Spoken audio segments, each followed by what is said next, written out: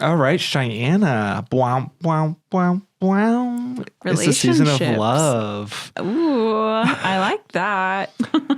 I like it like that. You know, I just can't help but wonder if you have a map because I just get lost in your eyes. What a line. I know. Are you a camera? Because all I can do is smile when I see you. Oh. I can't. Okay. Okay, so we're coming to you with some Reddit pickup lines. They're cheesy, they're gross, and we hate them. We hate them. But we think you might like them. We don't actually think you'll like them, but you might like watching us cringe because we don't like them. Because call me Mr. Flintstone, I can make your bed rock. We can make the ambulance rock. What's that saying, Alex? If the ambulance is rocking, don't come knocking. Staying alive, staying alive. Staying alive.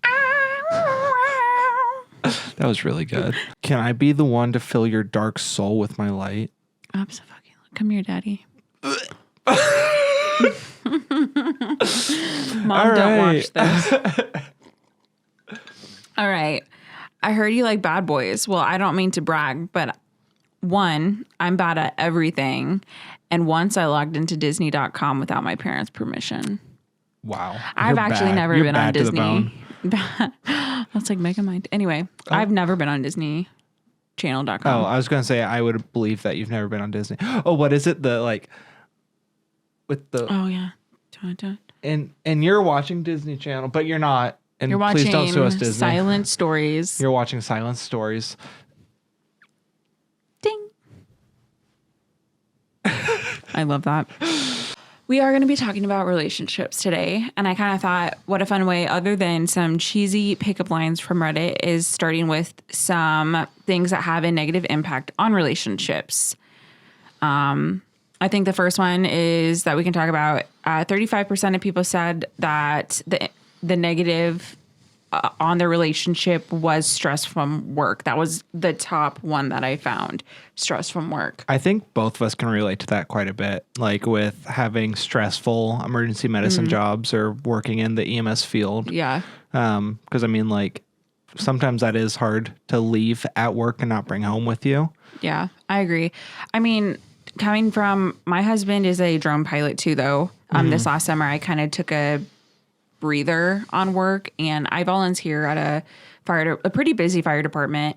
But he got to work during the summer, and even that, like, having such an inconsistent schedule with kids put such a strain on our relationship. And not that we ever let work affect it or us, but it is kind of crazy how much work does affect a relationship, whether it's time management, bringing home your work, or whatnot, whatever stress you bring home from work. Yeah, I mean, I think a lot of people could relate to it being hard to leave work at work. Absolutely. And not like, whether it's working from home or just like being stressed from the day and like taking it out on your partner. So Yeah. I mean, one could also argue too, though, the amount of time you spend at work. that's true. I mean, if you're going in at 7, working until 5, getting home at 6, and you're working Monday through Friday, we're constantly working. And then you get like 3 hours with your kids or 3 hours for downtime, and then you're getting ready for bed. Like, Not to mention if you work in a field where you're doing long shifts and then 12-hour shifts, yeah. 12-hour or 24-hour shifts, and then you pick up overtime or something that Yeah. week, then and then there could be this imbalance of power with that also. Yeah. Of well, I'm going to work 5 days a week to bring home money, and so it can cause a lot of stress, I feel like. Agreed. Well, since we're talking about like long shifts, 33% said they are too tired for sex, which 28% said they had low libido or low sex drive. They kind of coincide with each other. I'd say so. And I mean, that's valid. Sex is an important part of a relationship, even if people like to shy away from that conversation. I think it's the only part of a relationship. For some people, I don't. Some people though, 100%. Yeah. Like, I know you're saying that as a joke. Yeah, but some people actually, Like, that's all there is to it. Yeah, they don't care about your personality. They just care your output. And yeah, that's crazy, but it's true. But sex is important. Whether people want to, I also think that what people don't understand is you don't have to have just sex with your partner to have a connection. You can have like where you're just sitting and just taking each other in. Yeah. There's like work like that, like aligning your chakras is kind of a thing for Yeah. people. I kind of just see it as, I think it's important, but I also can see it as if you don't believe in that type of thing, just sitting and connecting with your partner, Absolutely. massaging, just looking in each other's eyes, taking a moment of silence with each other. Or even just like sitting next to each other, watching a Yep. movie or something like Yep. that, just spending the time with each other. Yeah, there's definitely different ways of connecting. It doesn't just have to be sex. So if you're too tired for sex, maybe connect in a different way. Right. Is And, what I'm trying to say. physical touch also isn't everybody's love language. So It's not mine. Yeah. Oh, it's not mine. Ask Jesse. I think we all know. Like, Yeah, don't touch me. yeah. I'm already a touched out person. I have 4 kids, so please don't touch me. Don't hold my hand. I'm like, don't. Yeah, I don't like. And Jesse's the exact opposite. He likes affection from me. Now, don't be trying to hold his hand. I was you know? actually going to try to hold his hand, so I'm glad you warned me. Yeah, I could see that happening.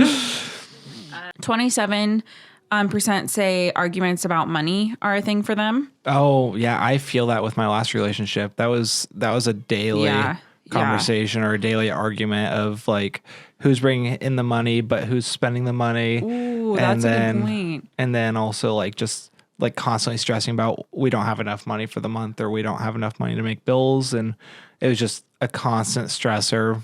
And it's kind of like how do you like manage not having money also with being able to like do fun things together? I agree. I think that's where money management comes into play. But I feel like Jesse and I, we've been on the having high highs and low lows. We don't stress about money because I think we both kind of see it as it comes and goes. And Right. we just have kind of said to each other, because we have stressed about money, that we're not going to make this a thing for us. Like, That's it's fair. just not going to be a thing. Because our relationship is way more like, it's easier said than done though. So, Yeah. but we've just kind of said our relationship is more important than money. That's a good Now, boundary to I set. say that with we both aren't out there like just frivolously spending money and being like, I'm not being considerate of your feelings, you know, like we both consider each other. We're both talking to each other about what we're spending. And so I say that with those boundaries because he's not abusive with the finances. Right. So I can say that. 20% said one of you is a morning person and the other is not. That's funny. That's funny to me. It is. My Jesse's a morning person. I am not. He's never made me feel bad What- about my sleep though. One thing I've noticed kind of interesting is like my schedule shifts so much that sometimes I'm a morning person and sometimes I'm a night owl, just depending Yeah. on what shift I'm currently on. So that's kind of interesting. Like, So because does Christian, how does like Christian's a morning person, Yes. very much so. Like 6 a.m.. exactly. Like, well, kind of. Like he's like, oh, I love getting up early, and then 7 a.m. will come around and he'll snooze until 9. And I'm Hey, like, that's well, valid. you know, That's valid. You know me. It's your day off. You I am a earned it. sleeper in there. So, and then 6% said that it would be an infidelity within the marriage, and then 8% being porn. So cheating and porn. I understand it. I do. Everyone has a different mindset on porn. Porn isn't talked about enough, I think, Yeah. as like, especially, I think it's very different for females and males. Yeah. I think men are told that it's okay, whereas females are like told to be virgins Yeah. growing up. I mean, I think, well, it's you a, know. it's a high five subject for guys to get, you know, laid in high school or whatever. But for girls, it's like, oh my gosh, she's a slut. She puts out, right. You know, But then there's also that aspect between you and me growing up in like Christian households or households that have Christ in them. Right. And it's also a different subject of like both of us need to be virgins, but I think it's strained more for women. yeah. But it's also for men too, just differently as well in that aspect. So coming off our last topic of just some of the downfalls, let's jump into our questions that we can kind of talk about tonight. Yeah. Do you want to start us off? Oh, okay. I suppose. Do you think somebody can actually be in love with somebody if they've never met in person? That's a good question. And I feel like if you've ever, what is that one show? Catfished. Oh, yeah. Yeah. I feel like that is where Catfish gets a lot of their content, right? Yeah. They are in love with people they've never met. I think it depends on the person. Mm-hmm. I think you can know your own heart. It's hard to know someone else's though. Yeah. And I feel like it's hard to know if the person truly loves you across a screen. So I may love you and know that I'm intentional about that, whereas you across the screen may say you love me, but you're not intentional with it. Yeah. So what are your thoughts? I mean, going back to my last relationship, for example, Yeah. we met online and he lived across the country. Right. And, you know, I definitely made a rash decision when I decided to go meet him because I bought a plane ticket after talking for 4 days. Yeah. And I flew across the country to go meet him, which, you know, looking back on it, you know, hindsight's always 20/20. Yeah. At least I didn't get catfished. You know, the person that I was talking to is the person that I met. The person I was talking to is the person that I met. But it, you know, in the moment, you know, before things fell apart, obviously, which was months later. Yeah, I did feel like you can catch feelings and actually have like genuine connection at least with somebody. I mean, falling in love feels good. Yeah. So. But at least like having a connection, I think is very possible. Yeah. To do with somebody that you've not met in person. So, I mean, like I said, it's your intention and you were intent and you felt the feelings you felt and it just happened to be across the screen. right. So is it ethical to have a relationship with a coworker? I feel like these questions are targeting me. Because you've had relationships with coworkers? Yeah. Okay. Or a coworker. A coworker in the past, like a year ago, a year and a half. I think 2 years ago. Okay. Or so. I mean, it's a very slippery slope. Okay, explain. That's what I have to say. Okay. So, I mean, it blurs the line between professionalism and friendship. Okay. Or like relationship. And that makes sense with our career field. Right. And so like you and I, we obviously became very close friends at work and like we worked really well together. It's hard to have that same amount of respect for one another when you're also seeing each other in a romantic or a sexual in bed. Yeah. Sexual or romantic like sight of each other, you know? Yeah. And one of the other things I think can get kind of complicated with that is like this relationship, you know, it kind of ended. He moved away for school to go to college. And then when he came back in the summer, he picked up the job again. Okay. But at that point I was a manager. And so it's like, it blends a really complicated area. And so, you know, at that point I actually did have a conversation with him and I said, hey, you know, I'm in a management role. I intend on keeping this completely professional, especially because there's kind of some hard feelings associated with it. Yeah. And it wasn't my decision to hire him back. I had no say in the matter, which, you know, probably for the better because it would have been, you know, kind of biased one way or another, whether I, you know, so honestly, it's probably a good thing that I didn't have a say in the decision. Not that I would have intentionally had bias, but it's really hard to argue that I didn't, you know, if I did have a say in it. But, yeah, so just kind of a conversation like right when he came back of like, hey, I'm going to keep this a professional relationship and I won't treat you any differently and stuff. And I expect the same from you as me being your manager. So, but it is kind of it is a very slippery slope because you don't know how different relationships and how different positions are going to mature. So, right. I don't necessarily have a problem with it as long as everyone can be professional, but that's hard for a lot of people to do. Mm-hmm. A lot of people have biases regardless if they realize them or not. Right. And not enough people are self-aware to know like, hey, I do have a bias. And I don't know how to draw that line. So that's my only thing. The only other thing that I'm also like is if you're cheating, if it's a relationship with a coworker, but you have a wife or a husband or a significant other, however, you know, you call your significant other, like if you are at work and you have like a work wife or it's a side situation. Yeah. So that's where, that's where I draw the line. Sorry. Yeah. What are your thoughts on prioritizing, like whether it be your relationship or a career? Okay, that's a good what comes one. first? That's a good one because I've been married for 8 years now. My husband and I met while I was in the military. We were both firefighters, so we met at the fire academy. So we were both already kind of starting our career in the military. He was active duty. I was National Guard at the time. And then later I transferred from National Guard to active duty. So I am very pro like career, but I'm also very pro relationship, and I don't see why you can't have both. I will say this though. I think it's such an overheard statement that your career will replace you fast, and I know it will. But it's honestly the truth. And Yeah, Jesse and I have kids now, so no matter what, my relationship has to come first. absolutely. It affects my kids. So I am a career woman, and I told my husband that when I married him. I said, you're marrying a woman who wants a career. I want a family, but I also want a career, and I want a relationship. I am a big believer that you can do both if you work on both. But at the end of the day, if I have to choose between my work or my relationship, it's going to be my relationship. Right. And it's not impossible to have it all. It's just you have to find the right balance with everything. Yep, balance is key. I say that about food, TV, like everything. Everyone's always like, I have to eliminate everything, and it's just like moderation is key, and that's just, it goes for your relationship. Well, and there's a trade-off to literally anything and everything in life. You know, Yep. I could say I want more of one thing, but it means I have to give up something else. Right, So balance. it's just find that balance. I think for me, Namaste.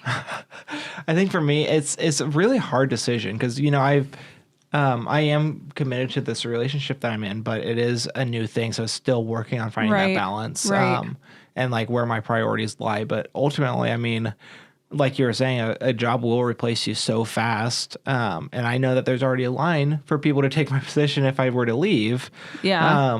And so I won't hold on to anything like that, you know, too closely, especially knowing that I can find another job. You know, Yeah. if it's the right person, you can't find another one of the right person, you know, so. I agree. Yeah, that's just one of those finicky things, I guess, in life. So I guess talking about careers and stuff, do you think that couples should have finances together, or do you think that should be like a separate thing? I think wait until marriage to have them Okay. combined. I've made that mistake. But I think once a couple becomes married, here's my ideal financial situation. Okay. You become married, you have a joint bank account, right? And then each person in the relationship has their own bank account, and that's their spending money. They can do whatever they want with that, no questions asked. I mean, maybe don't go to the strip club or something, but you know, Right. do whatever you want, no questions asked, as long as it's ethical in your marriage. But everything that is for the two of you, that's all your bills, date night, everything like that comes out of your joint account. And then everything in your personal account is, you know, you do whatever you want with it. And all of your paycheck goes into the joint account, and each person gets the same amount. You can distribute it however you like, but each person gets $100 a month. You could do $25 a week into your personal account, whatever you want, but each person gets the same amount. It's not, oh, well, I make $10,000 a month Yeah. and you only make 1,000, so I get 10 times as much as you. That's not fair. So before I give my side to this statement, let me ask you another question. Okay. So being in a relationship that you kind of already dealt with some financial things of that nature, what were some of the red flags going into it that you like, that maybe it wasn't a red flag at first, or you were just kind of like, that it became a red flag later on when it came to like sharing accounts or whatever? So Because if you don't mind me asking, did you guys start off sharing an account, or did it kind of explain that, like, and what you kind of wish you would have seen? So there was a lot of like dependency Okay. on one side of the relationship. I kept a stable job through the entire time that we were in a relationship, but there was a lot of job hopping from the other half of it. Yeah. And you were already a stable king. Like, let's be very honest about this. You're a very responsible person. So you already had a stable financial situation, period. Even if you didn't have a job, financially, period, you were a stable person. Yeah, I mean, I had money in savings, and I have a mentality of like, you don't leave a job until you have another one lined up. within reason to an extent, I suppose, because Okay. like when I left the job that we were both at, I had a lot of money in my savings account, and that place consistently made an unsafe working environment. And so I did leave before I had another job lined up, knowing that I could survive several months off of what I had in savings, and also with a loose plan of kind of where I was going to go. I mean, but that's where you shout out to the paramedic shortage. Yeah, that's true. That's true. You can in EMS especially, like you can find a job anywhere pretty much. So even like not in an EMS job, you can find a job. Yeah. But Going back to the question though of like, what were some of the red flags you wish you would have seen in being that stable person? yeah, so I mean, like I kind of mentioned, there was that job hopping, and so I didn't really view it as much of an issue in the moment. But looking back on it, like I probably should have taken it into account more. I was providing on a monthly basis probably 75 to 80% of the income of the household. And, there's nothing wrong with having an imbalance of income, but it's like I'm not at a super high paying job. So why am I making so much more money? And it's because I was the only one willing to go to work and actually work and make money. It wasn't like anything differently abled of like he was perfectly capable of going to work. It's just didn't. Yeah. So I guess my question, because let's be honest, he drained your funds. Mm-hmm. There was a lot of things that he did that financially were just kind of like, as a friend, I sat there and kind of was like, are you sure that's the smartest move? Like knowing who you are. And I said, la da da. and I get it. Like we're all in love and you are the type of person you want to support someone that you love and you want to build them up and you want to like, if they have a dream, you want to support that. And he was really great at making it seem like he was going to get his head on straight. So my question to you after, my first question is, as a friend, what would you have liked me seeing this? I didn't say anything.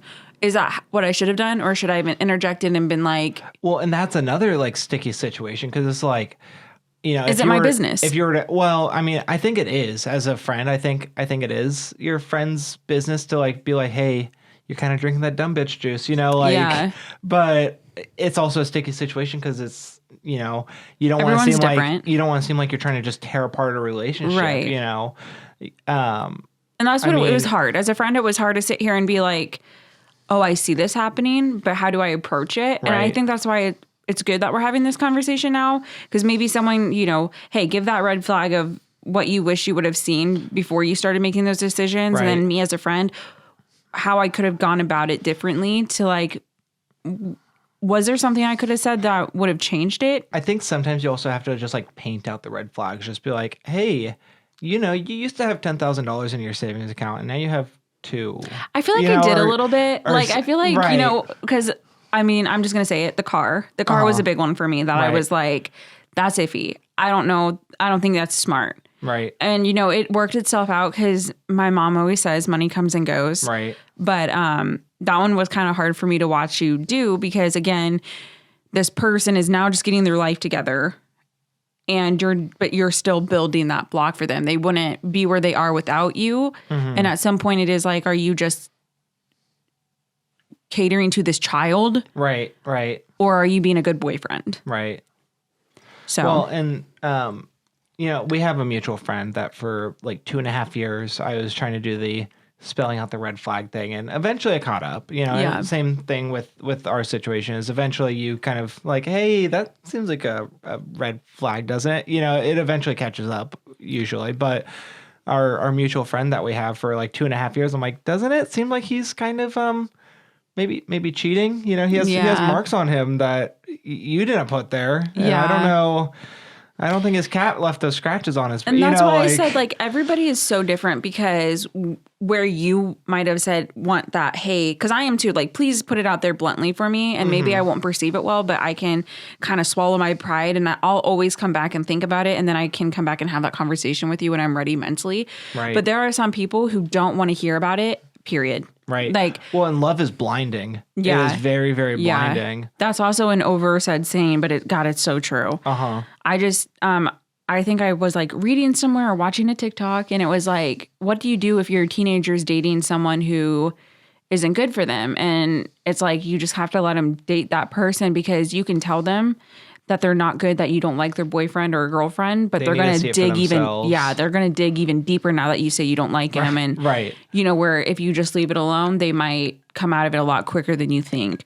And that's, I mean, that's a whole other topic. But yeah, I was just curious. As far as me with finances, Jesse and I share an account. I don't know how I think we just gradually kind of got into it. I was raised in a Christian household where the men had the finances. They had control of the finances. I'm actually kind of in control of our finances, just because my husband is such a forgetful person that he will forget to pay anything. So I end up paying most things. That's me. I mean, it's, gosh, you know, like, it's Am I nice. your husband? Oh, well, I mean, I do have a type, I guess. I'm forgetful.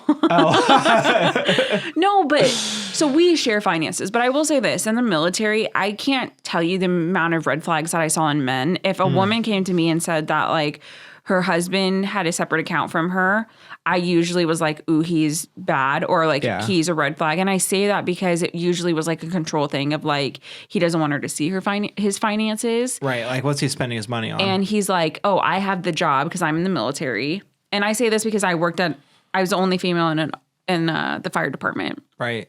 So I'm not like saying like the females don't. I just saw it from like the men were doing this in the department or whatever. Yeah.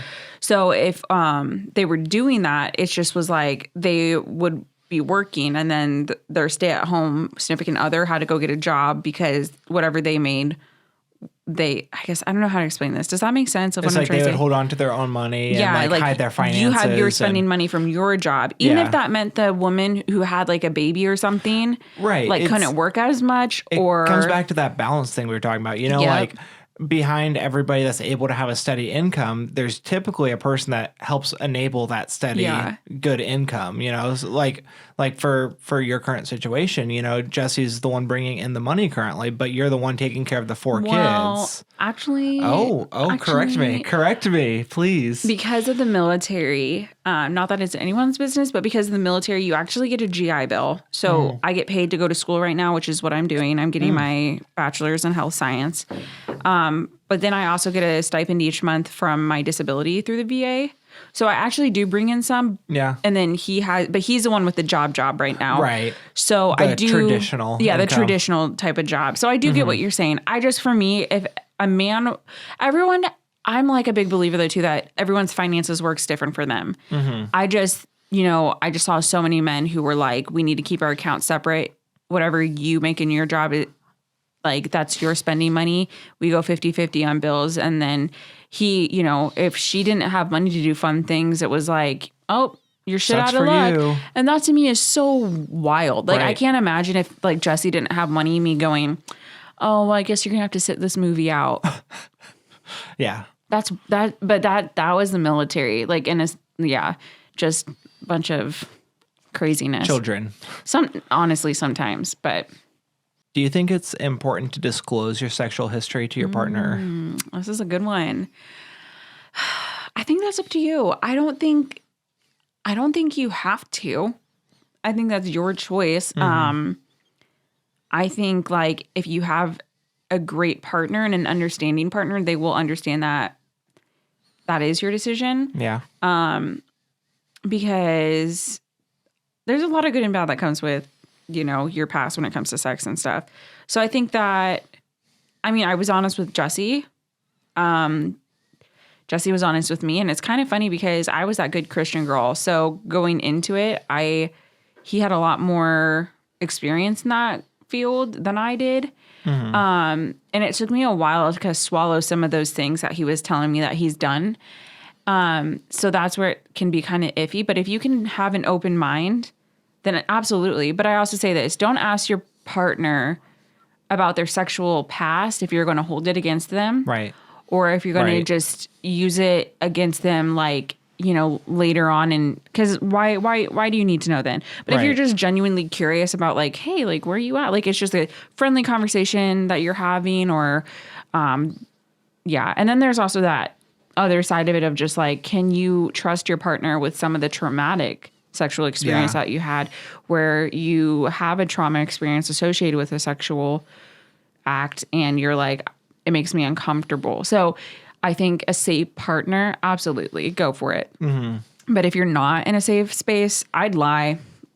You know, like, I mean, if you can't get out of the relationship, I was going to say lie and get away. yeah, like lie as best until you can. lie until you can get away, because there is no harm in lying if it keeps you safe, in my opinion. Right. So I agree. what about you?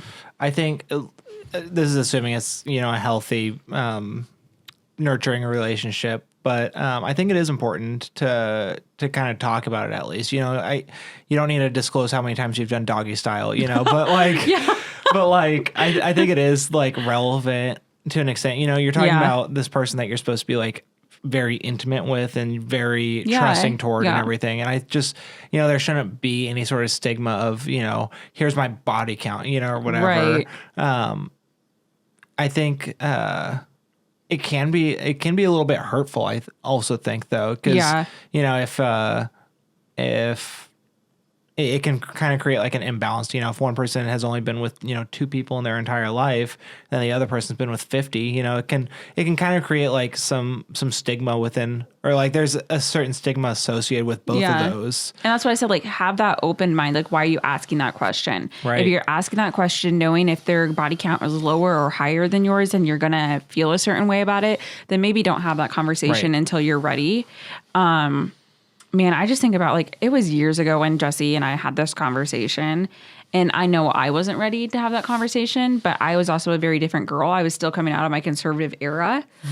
So if you can imagine, what an era. Like, honestly, because, you know, that was a wild trip in itself, but I wish I could have had more grace, you know, because we also had the conversation of, like, who was the last person you slept with? And for him, it was like his ex-girlfriend.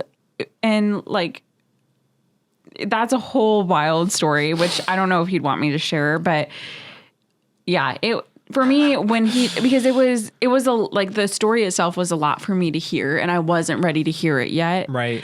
So that's what I'm just saying. Like, if you're not ready for a conversation, you don't have to have it. Right. Period. I think another thing that I want to put in there also is, like, I think at the start of a relationship, it's very important, you know, just be like, hey, here's my sexual, you know, It's a natural conversation. Well, yeah, you don't have to get super far into it, but like, hey, I have had like recent sex with people before our relationship started. I should probably get tested, you know, like in a health aspect sort of thing. I think it's an important conversation to have. And I think it's a stigma that's worth breaking. Well, because what I didn't realize about relationships and like sex and stuff is that sex is very different for everybody. Like, I know me personally, and maybe this is TMI, but it's a TMI podcast, you know? That's what we're here for. I can't have sex with people if I don't have a little bit of a relationship. Yeah. Like, I don't have to be like super invested in them, but if I don't really know them, or if I'm not, like, I just can't. Like, it doesn't feel safe for me. It just is like, that's just how I'm wired. Are you saying hookup culture is toxic? Hot take. No, it's weird, but I honestly wish I could have been that person of just like hook up and never see him again. There's something fun about like how do you say anonymous? Like anonymity? Anonymity? I don't know. Monomonopia? But there's something fun about it, of like being anonymous and like, you know, like the idea of like, oh, I'll never see you again and that sort of thing. But I just think you have to do it so safely. And for me, exactly. I have sexual trauma stemming from childhood, and I've never felt safe when it came to that aspect. Right. So I've done the whole like hookup once, and looking back on it, that was like self-harm in itself, because the way I went about it was crazy. And because I was still coming out of my and this is like an important topic of like why you should not teach conservative, or what is it, purity culture within religion or whatever. Or like abstinence is one thing. Well, it's like we teach girls to have abstinence, and then they're not going to remain. Like, some of them will, don't get me wrong, but I didn't. And I was to the point that my hookup was at some random guy's house, a guy that I met on Facebook. I went to his house, did the deed. But looking back on it now, it's like that was such a self-harm act, because no one knew where I was, because I wasn't supposed to be having sex, so I didn't tell anybody. Right. And so many things could have happened. Right. Well, and like, it's going to happen. It you is. know, like for these young people out there that are, you know, wanting to experiment and grow up and, be Yeah. part of society. It's going to happen. Yeah. And so by teaching abstinence only or this purity culture is just so harmful because it's going to happen, and you might as well give them the proper resources. Absolutely. And that's why, like, when you were going to see this person that you met and you went to see him, it was like you were honest about where you were going, you shared your location. And that's why not sex shaming is so important, because it allows a conversation, it allows an avenue, and it keeps people safe. At the end of the day, it keeps people safe. Like, keep your judgments, keep your kink shaming out of it, and just let people do what they're gonna do within reason. Like, as long as it's healthy and safe, like, just let people be. Right. Let them be who they are. Right. But, yeah. Is it appropriate to go through your partner's belongings without their permission? Short answer is no. If you feel the need to be like snooping through like, okay, in a malicious way, I want to preface that, like, in a Like, to malicious way. find Like, things. if it's like, oh, I can't find my phone, is it in your drawer? Then that's Yeah. one thing. But like, if you're like, what are they hiding? That is very unhealthy. Have that Yeah. conversation. Be like, Yeah. hey, is there something you're hiding from me? Yeah. Don't just be like, I know they're hiding something, I'm going to find it. Yeah. I don't know. That's very sneaky. The only way that I say yes is if you have an abusive partner. Okay. I think that, that kind of calls for it. Like, Yeah. if you need some validation on what you're going through and the only way is to go snooping through their things, absolutely. Like, full send, queen. Right. Go for That's it. fair. That's you fair. know. But I think because we're both in healthy relationships, we kind of see things from a healthy point of view right now. It's kind of hard to shift the mindset a little bit. That's Right. very true. But as far as like when it comes to my husband, his things are my things, to be honest. He doesn't, like, we've moved multiple times now. Like, I've never maliciously gone through his things. But we just, if I happen to stumble across something, but Jesse and I are very open. We talk Right. about, that's the beauty of him. He doesn't get angry. So it's like if I accidentally do stumble across something, he's never intentionally trying to hide anything.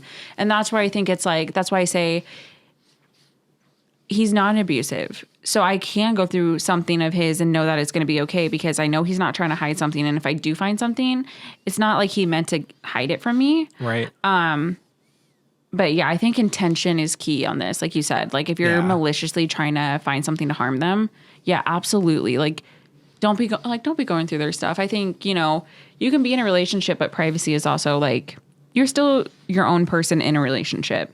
Yeah. So just having respect for each other at the end of the day, intention. Fair. That's fair. Is it fair to break up with someone over social media or text? Man, okay, so it's been 8 years since I've dated. It's been a while. I guess 9 years really, because Jesse and I kind of dated a year before we got married. We've been married 8, together 9. I have done this before because I've done the whole like long distance thing. Being in the military kind of creates some long distance relationships sometime.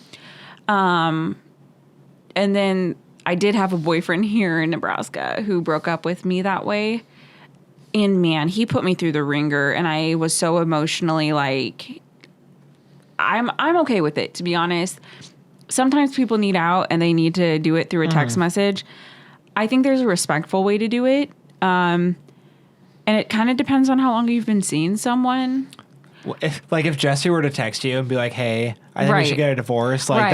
that, oof. See, that is not okay. We've been Yeah. together for how long? But if Right. you're like 6 months in and you have no connection, you're I not feel like 6 living. months is kind of a long time. But if you're even. not like living together though, like if Yeah. you don't really have like a cat together, or you don't have any property together, or like, like Fair. if there's not really ties and you both were like just kind of dating. Now, I'm a big believer that like you kind of know within a month if you're serious. I mean, I think in a month you'll know if you're going to marry someone or not.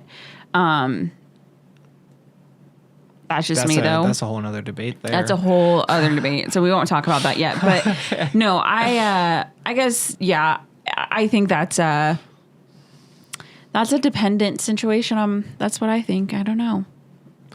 Yeah, I don't think it unless it's like a long distance thing, I don't think it is an okay thing to do. I think that it's very disrespectful. Like, again, we're talking about like somebody that you're supposed to be really close with and sharing a lot of trust with, and then I don't know. It seems like it's kind of like the easy way out and not, Okay. Yeah. you know, like thinking of being on the receiving side of it, you know, Right. which I have been as well, but it was not a long distance thing. It's like you could have easily seen me and Right. told me this.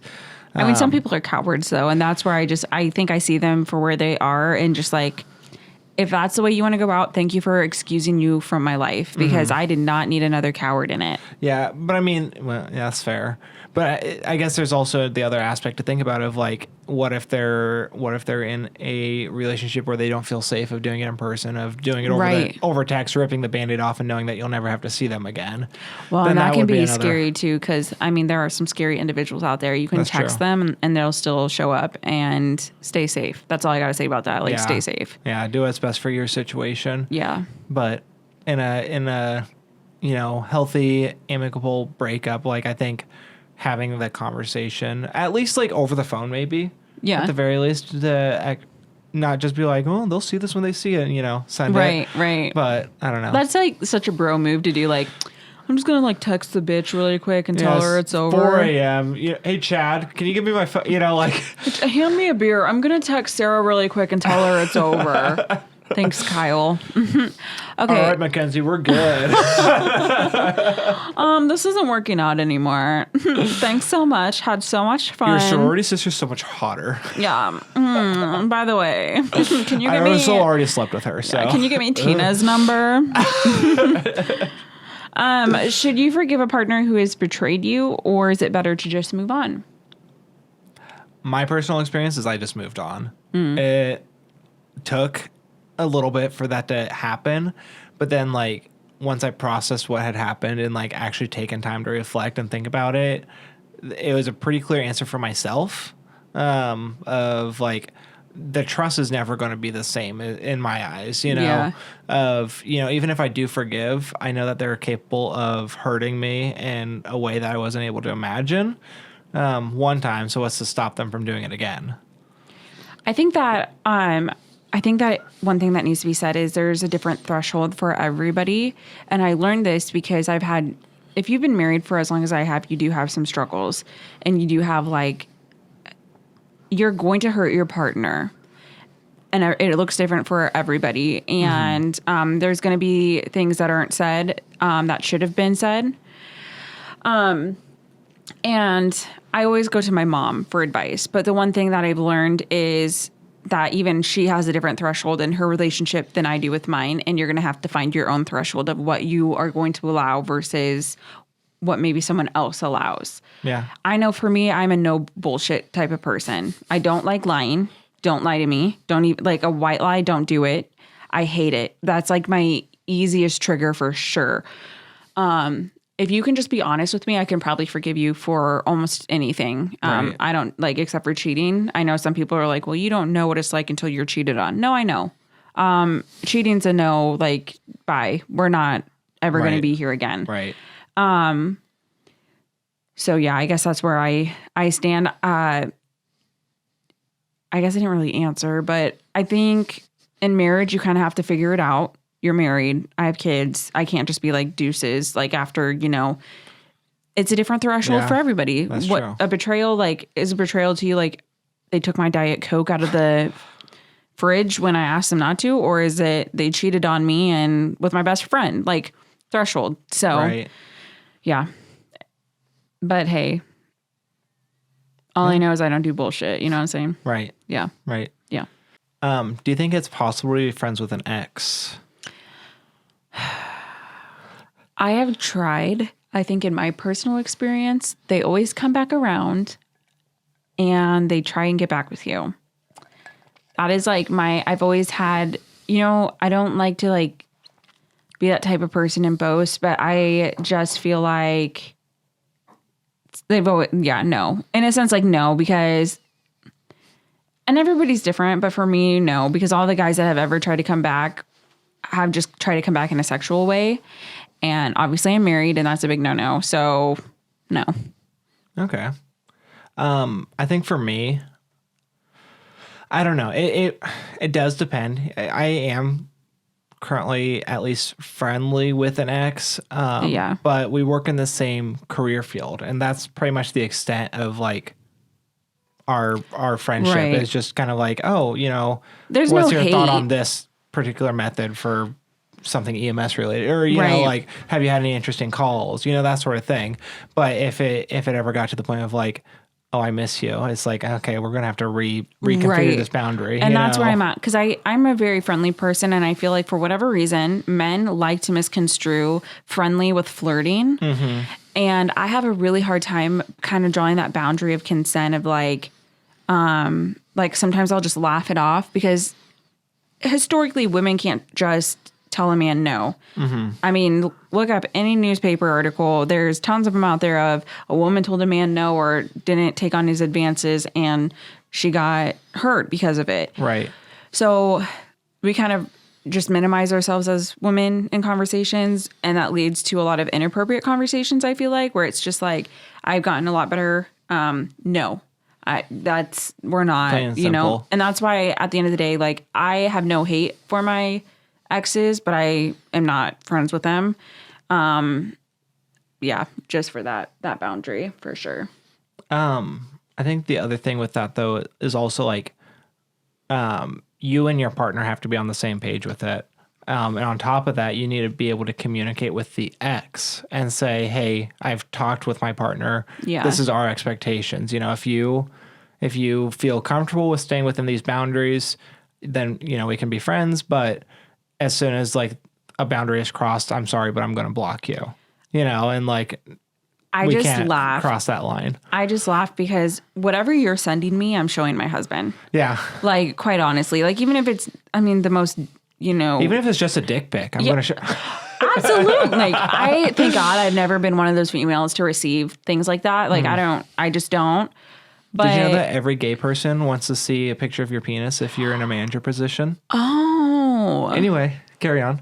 the T in that If comment. you're closeted, especially, you just feel the need to send. Anyway, carry on. I haven't heard this story. Oh, you'll hear it. Don't worry. Oh, I'm excited. Too bad you won't. Oh, you'll hear it eventually. Oh, you will. Stay tuned. No, but communication, I think, is key. But I just laugh at the amount of people who think that I don't communicate with my husband with the things that they send me. Like, bitch, I am in my husband's DMs if I'm not on the same floor with him, texting him exactly what you're fucking saying. I screenshot everything. And we'll just let that one sit where it is. Mm-hmm. Okay, so last question. Is it fair for one of the partners to have significantly more power in a relationship than the other? No. Short answer is no. I don't know. I guess I've never really been in a situation where I felt like that's the case. Well, let me ask you this then. Okay. How was your parents' relationship growing up? Was it a power dynamic there, or? Yeah, I suppose there was. I mean, my dad was working full time, and he brought in the only source of income, and he also has an advanced degree to provide that source of income. Where my mom was a stay-at-home mom my entire childhood. So I guess there's that. So, But did your dad ever make your mom feel like, or? I can't speak for certain on what that is. They got divorced when I was 12 or 13. So Okay. I guess I don't know for certain. I wasn't old enough to like really pick up on That makes sense. on dynamics in the relationship. But I mean, from what I've seen nowadays, I don't think that he did anything specifically to be like, I bring in the money, you have to do whatever I say, like Right, she definitely, like, she had access to all the money, because I know that I went shopping with her plenty of times, and she was the one calling the shots on what we buy. So I suppose there's that, but also like the idea of like, oh, your funds are cut off, like that's very unfair. And I guess I have a very close family friend that's basically my second mom that's in a very, very messy divorce currently. That is like her soon to be ex-husband, or hopefully officially ex-husband, is like constantly like following her, stalking her, threatening her, rubbing things in her face of like, I have a hot girlfriend and she's young and she's prettier than you ever were, and I've always made all the income, so good luck ever trying to find a job because you're too old to find a job. And it's, oh, he's a shit. He's I a just shit hope bag. she finds herself in her voice. Because, like, you know, she only stayed as long as she did because To take care of their kids, pretty much. yeah. And I hate men like that. Like, you're not cool. No. Like, putting down someone, period, you're not cool. But just, I mean, I always think of it like, how weird is that? Like, she birthed your children. Right. The amount of pain I know from, like, if a man ever disrespected me, like, but let alone your like husband who watched you go through that, like, you're just a whole other piece of trash. And it is so hard statistically for anyone to leave their abuser. It just hurts my heart that, you know, that women go through that every day, and men too. Right. I hate people. I hate abusers. Fuck them. So I guess my perception on this is, I think, again, it stems back from being raised conservative, being raised in a Christian household where the men are in charge. They are the power in the family. It goes, you know, God, father, mother, and then kids. Sons and then daughters. Yeah, sons and then daughters for sure. And I guess my parents had a dynamic of, like, my dad worked.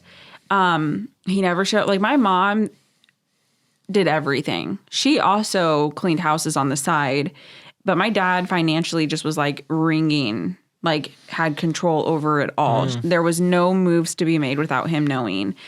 And I just think that made it for a very isolating situation for my mom. And they are still together today. I don't speak to them anymore due to other reasons, but it just kind of formed my relationships going up and what I thought it was supposed to be. And now I'm in a married relationship where we don't have that. I think that what one person lags in, the other excels in. Yeah. And I think that's how it's supposed to be. But I think it also kind of goes back to Christianity and the purity culture. Jesse and I were having a conversation the other day because we were kind of on the topic of sex again, because, again, sex in marriage is so important. And it also is, like, kind of a control thing in a marriage. You know, Christians say that you need to be a virgin going into marriage, but they don't necessarily tell a man that he has to be a virgin. And my husband just kind of made a comment of, like, well, why would you want a virgin to begin with? Like, they don't know what they're doing. They're not experienced. Like, I'd rather have, you know, he's like, he watched a TikTok where the guy was like, I'd rather have the woman that's been put through the ringer. Like, she's going to know what she's doing. And we kind of were sitting there thinking about it. And we're like, the only reason that that's even a thing is because of purity culture within Christianity. And it's a control thing. They want to have that control, because no woman is like, oh, I want him to be like, it's going to hurt your first time. It's going to be very, like, uncomfortable and weird. So it's like, what is really the man wanting in this when he wants, like, a woman that's not touched because he wants to control her? Right. So, and then the woman just sees it as her virtue. So she wants to be clean because no one wants to be perceived as a bad person. So, I don't think it's fair for the power play in relationships. I think that you need to have a mutual respect. And maybe one person will be in a more power dynamic, but as long as it's, like, a respectful dynamic, and then that the roles can easily switch throughout the seasons, because no matter what in life, your love relationship, you're going to have, like, seasons of, like, lesser power versus more power. And I don't even see it as power. It's just different seasons of life. One's going to have a job. One's not going to have a job. One's going to be a stay-at-home. One's not going to be. You know, one's going to be doing really well at work. Maybe one person's just leveling at work. Right. So, well, and it shouldn't even be viewed as, like, levels of power. It should just be, like, different roles. Absolutely. You know, different roles in the relationship as time goes on. Yeah, but society has to put labels on things. So that's just where we're at. But no, this was a really good conversation. I don't know. Is there anything else you want to add to the? No, I think we talked about a lot. Yeah. I just want to reiterate that comments are on healthy relationships. If you are not in a healthy relationship, or if you are struggling, please reach out and find the help that you need. It is statistically known that a person won't leave their abuser 7 times. Like, they can try 7 times to leave, and it's like, that's the average that it takes for them to leave. So, there's nothing wrong with you. You're a beautiful human. What you're going through is not your fault. And it's your shitty abuser's fault. Absolutely. And yeah, we just want you to be safe. So we thank you for joining us for a TED Talk from Alex and Cheyenne. That's us. Yeah. And we will see you next week. Goodbye. Find your peace.